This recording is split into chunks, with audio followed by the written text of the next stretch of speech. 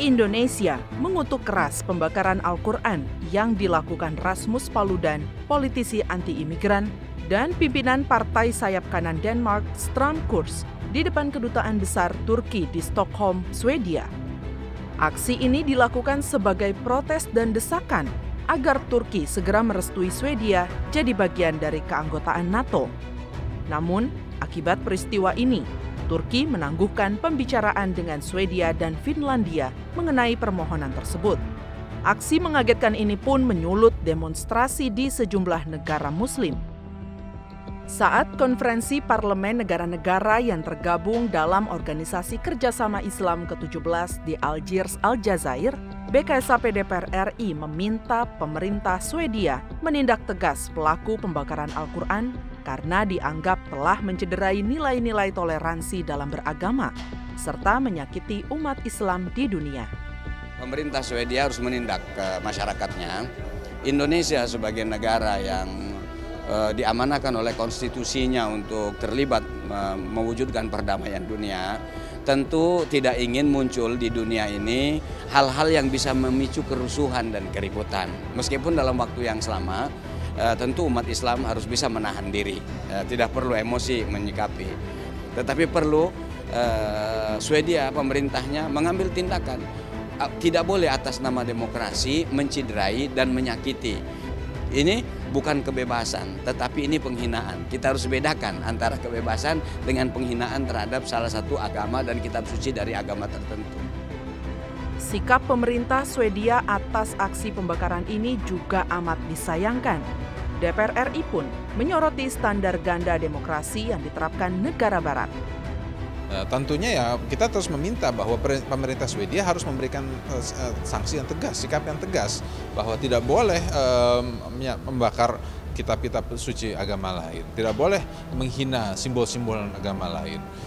Karena ya kalau misalnya itu terjadi di Indonesia, tentu pasti akan membuat amarah yang besar. DPR RI mengutuk keras aksi pembakaran ini dan mendorong Indonesia menjadi salah satu negara penggerak toleransi antar umat beragama.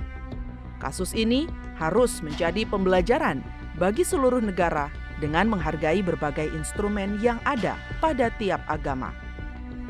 Kita kan mayoritas masyarakat kan kita Muslim, ya tentunya kita sangat mengutuk tindakan yang dilakukan oleh oknum warga Swedia ya itu, dan mudah-mudahan jangan terjadi lagi ya. Bangsa Indonesia harus menjadi motor dari bagaimana membangun toleransi sesama umat beragama. Mari kita bangun ya. Bukan saja di Indonesia, tetapi kita melangkah lebih jauh dalam konteks internasional. Meski begitu, masyarakat Indonesia tidak boleh terprovokasi. Jangan sampai apa yang dilakukan oleh Rasmus ditelan mentah-mentah dan terperangkap dalam berbagai kepentingan yang mungkin ada di balik aksi tersebut. Saya kira ya kita juga harus hati-hati ya, karena mungkin ini juga tindakan provokasi, kita tidak tahu, jadi jangan terlalu cepat untuk bereaksi begitu. Nah itu yang dipentingkan sih, jadi jangan sampai ada tindakan-tindakan yang sifatnya memprovokasi begitu, kemudian ditangkap secara mentah-mentah sehingga membuat aksi provokasi itu membuat kita terperangkap dalam kepentingan mereka.